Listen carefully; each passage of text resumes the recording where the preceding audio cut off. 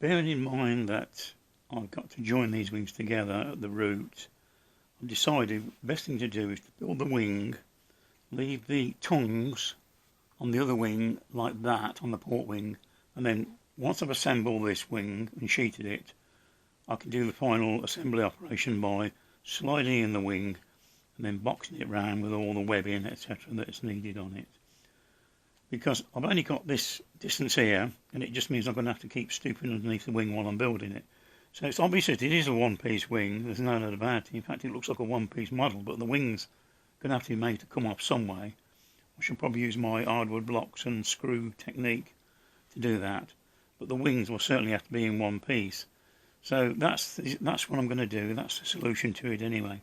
So this is the results of today's work. It's surprising once you built one how easy it is to build the next one. Copied the assembly exactly the same.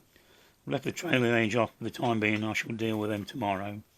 So that's the progress. Excellent progress on this wing, and we'll soon be joining it up and taking it outside when the weather's okay for a good old sanding operation anyway.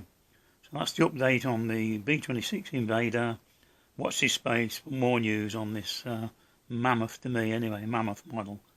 Thank you for watching. Bye.